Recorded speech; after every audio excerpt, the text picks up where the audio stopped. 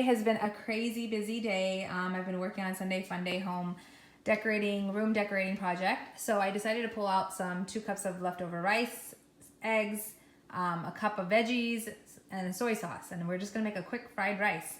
You can put shrimp in this, you can put chicken in this, anything you'd like. And let's go ahead and get started. So in this skillet, I'm gonna heat about 2 tablespoons of coconut oil. Today I'm gonna use coconut oil just because we're making an Asian stir-fried rice.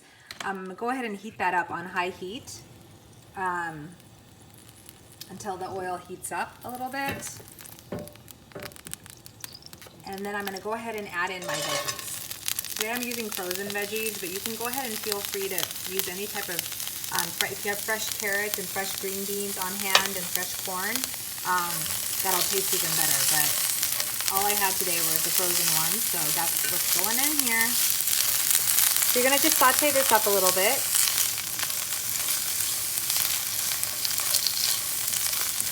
And then once they kind of start cooking, or at least are defrosted a little bit in the pan, saute them up.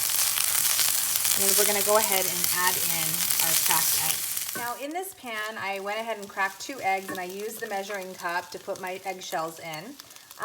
And then I'm just kind of cooking it up and cooking the egg and the veggies up all together.